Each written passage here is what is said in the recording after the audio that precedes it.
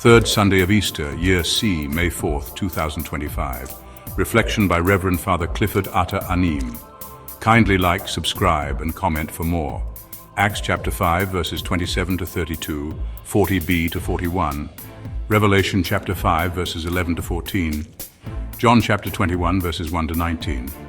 Encounter with the risen Christ, Peter's rehabilitation and our own transformation. Gospel context, today's Gospel, John chapter 21, verses 1 to 19, NRSV, recounts a powerful post-resurrection encounter between Jesus and his disciples on the shore of the Sea of Tiberias. This scene highlights the rehabilitation of Peter, who had denied Jesus 3 times, John chapter 18, verses 15 to 27, and now, through a threefold affirmation of love, is restored and entrusted with the pastoral care of the church. Feed my lambs, tend my sheep, John chapter 21, verses 15 to 17. This narrative reveals a Christ who searches for man even after man's failure and denial, offering reconciliation and mission in place of shame and despair. Acts chapter 5, verses 27 to 32.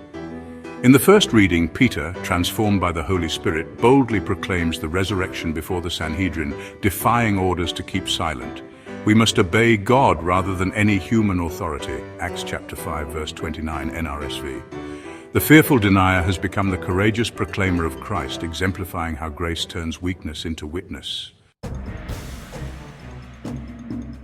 Revelation chapter 5, verses 11 to 14. The second reading offers John's apocalyptic vision of the glorified Christ, described as the Lamb who was slain, now enthroned in heaven, receiving worship from angels and every creature.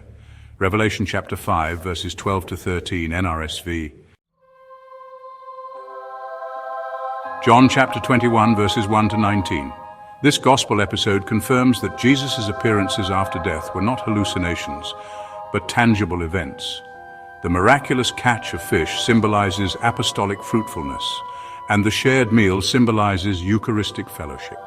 Both reinforce the reality of Jesus' risen body and his ongoing concern for his followers.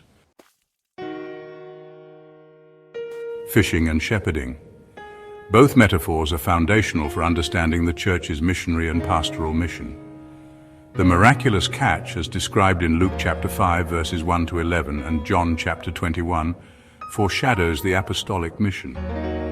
Meanwhile, Jesus' command to feed my sheep entrusts Peter with pastoral leadership, making him the rock upon which the church is built, as stated in Matthew chapter 16, verses 18 to 19.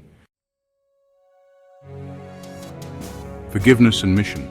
Jesus chooses Peter, not despite his failure, but through it. Peter's deepened humility and love become the qualifications for leadership. As Pope Benedict XVI once said, "Only love can feed the flock of Christ. Only love is capable of guiding the sheep of Christ's general audience." May 24th, 2006. See the risen Lord in our blessings. Like the disciples recognizing Jesus at the miraculous catch and the breakfast, we must learn to perceive Christ behind our successes, healings, and relationships.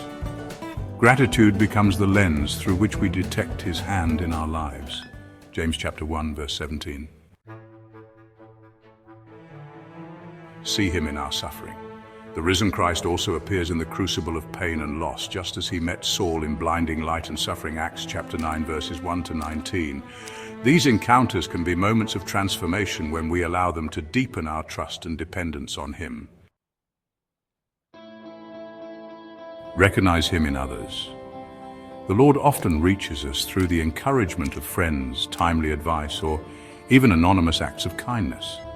As the letter to the Hebrews reminds us, do not neglect to show hospitality to strangers, for by doing that some have entertained angels without knowing it. Hebrews chapter 13, verse 2, NRSV. Worship and word. Most tangibly, the risen Jesus is present in Christian worship. In the Eucharist, in the Scriptures, the sacraments, and in every community gathered in his name. Matthew chapter 18, verse 20. Luke chapter 24, verses 30 to 35. As Pope St. John Paul II affirmed, the Church draws her life from the Eucharist, Ecclesia de Eucharistia, 2003. Conclusion. The encounter between Peter and Jesus is not merely a private reconciliation. It's a commissioning. So too, every Eucharistic encounter with the risen Lord should lead us from confession to communion to commission. Like Peter, we are invited to affirm our love, accept our calling, and follow, even if it leads us, like him, to martyrdom. John chapter 21, verses 18 to 19. God bless you.